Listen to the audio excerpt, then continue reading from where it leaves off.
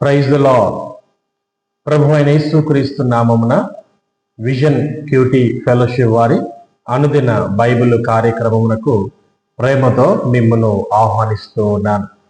ప్రియులారా, నేటి దినము కొరకు ఏర్పాటు చేయబడినటువంటి లేఖన భాగము యెషయా గ్రంథంలో నుండి 11వ అధ్యాయము 1 నుండి 16 వచనాలు. యెషయా గ్రంథంలో నుండి 11వ అధ్యాయము 1 నుండి 16 వచనాలు.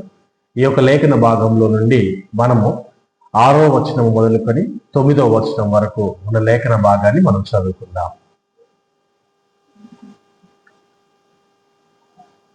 తోడేలు గొర్రె పిల్ల యొద్ద వాసము చేయును, చిరుత పులి మేకపిల్ల యొద్ద పండుకొనును, దూడయు కొదమ సింహమును పెంచబడిన కోడెయు కూడుకొనగా బాలుడు వాటిని తోలును. ఆవులు ఎలుగులు కూడి మేయును, వాటి పిల్లలు ఒక్క చోటనే పండుకొనును. ఎద్దు మేయునట్లు సింహము గడ్డి మేయును. పాలు కుడుచు పిల్ల నాగుపాము పుట్ట యొద్ద ఆట్లాడును. మిడినాగు పుట్ట మీద పాలు విడిచిన పిల్ల తన చెయ్యి చాచును. నా పరిశుద్ధ పర్వతమందంతటను ఏ మృగమును హాని చేయదు, నాశనము చేయదు. సముద్రము జలముతో నిండి ఉన్నట్లు లోకము యెహోవాను గూర్చిన జ్ఞానముతో నిండి ఉండును. ఆమేన్. చదవబడినటువంటి ఈ లేఖన భాగాన్ని అనుసరించి మనము ధ్యానము చేస్తున్నటువంటి అంశము పేరు సమాధాన రాజు వస్తున్నాడు. సమాధాన రాజు వస్తున్నాడు. A king of peace is coming. ఇంగ్లీష్లో a king of peace is coming. ఈ యొక్క లేఖన భాగాన్ని మనము పూర్తిగా చదివి ఆలోచన చేసి గ్రహించే విషయం ఏంటంటే, ప్రజల పాపాల వల్ల ఇశ్రాయేలు భూమి బీడుగా మారింది. ప్రజలు నరకబడిన చెట్టులా చెదిరిపోయారు. అయితే దావీదు వేరు నుండి ఒక నూతన రాజును నియమిస్తానని దేవుడు వాగ్దానం చేయటం చూస్తున్నాము. అలాగే ఈ యొక్క రాజు దేవుని ఆత్మ ద్వారా న్యాయము మరియు నీతితో కూడినటువంటి పరిపాలన చేస్తాడు. బలహీనులను రక్షిస్తాడు మరియు దుష్టులకు తీర్పు తీరుస్తాడు. ఆయన పరిపాలనలో సర్వలోకము దేవుడిని తెలుసుకుంటుంది. తద్వారా సమాధాన రాజ్యము స్థాపించబడుతుంది. సమస్త జనములు దేవుని వద్దకు వస్తాయి. చెదిరిపోయిన మరియు శేషించినటువంటి ప్రజలు తిరిగి వచ్చి ఐక్యంగా పునరుద్ధరించబడతారు మరియు తమ శత్రువులను జయిస్తారు అని ఈ యొక్క లేఖన భాగంలో తెలియచేయబడుతూ ఉన్నది.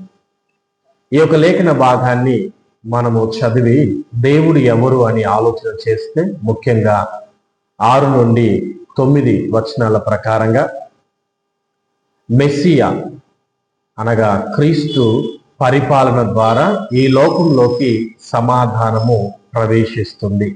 యేసు క్రీస్తు పరిపాలన ద్వారా ఈ లోకంలోకి సమాధానం ప్రవేశిస్తుంది. సృష్టి యావత్తు సామరస్యంతో జీవిస్తుంది. తెగిపోయిన సంబంధాలు పునరుద్ధరించబడతాయి. దేవుని జ్ఞానం మరియు భయభక్తులు కలిగి ఉండటం వలన మన ప్రకృతి, పొరుగు వారితో ఉన్న సంబంధాలు, ఆర్థిక వ్యవస్థ మరియు సమాజం కూడా రూపాంతరం చెందుతాయి. ఈ లోకం ఇంకా విభజనలు, కలహాలతో అల్లకల్లోలంగా ఉన్నప్పటికీ దేవుని సమాధాన రాజ్యం ఒక పెద్ద చెట్టులా పెరుగుతుంది అని ఈ యొక్క లేఖన భాగం ద్వారా మనము దేవుడు చేసే కార్యాన్ని తెలుసుకోవచ్చు.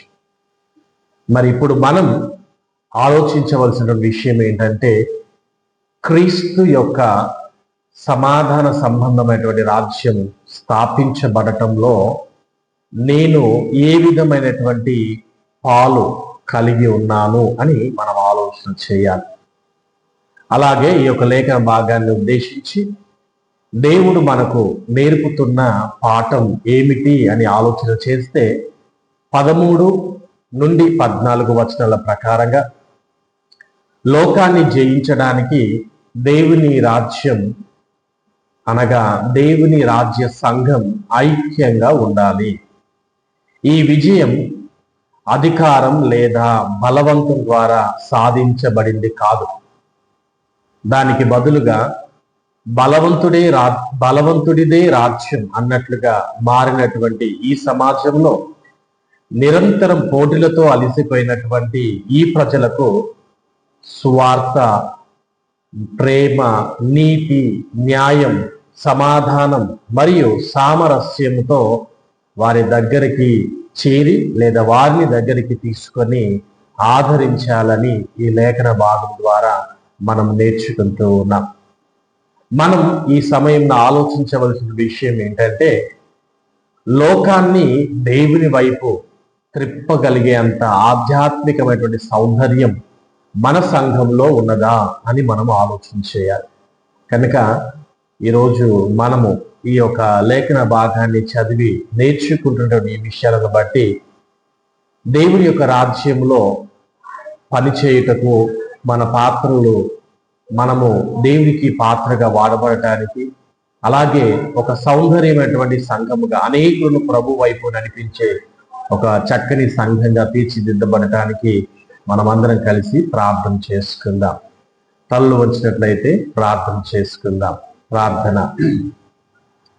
పరిశుద్ధుడా, మహోన్నతుడా, సర్వశక్తిమంతుడా, కృపగల తండ్రి, మీకు వందనాలు.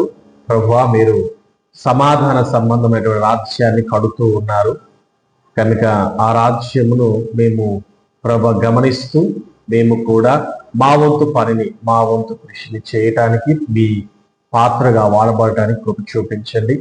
అలాగే మేము, మా కుటుంబాలు, మా సంఘము ప్రభువా ఒక ఆధ్యాత్మికమైనటువంటి సౌందర్యం కలిగినటువంటి సంఘముగా ఉంటూ అనేకులను కూడా ఈ రక్షణ లోనికి నడిపించే వారంగా వాడబడటానికి కృప చూపించమని యేసు క్రీస్తు పేరట ప్రార్థించి వేడుకుంటున్నాను నా తండ్రి. ఆమేన్. ప్రియులారా, నేడు అనుదిన వాక్య ధ్యానంలో పాలు పొందిన మీ అందరికీ వందనాలు తెలియజేస్తూ ఉన్నాను. దేవుడు మిమ్మల్ని దీవించును గాక. ఆమేన్.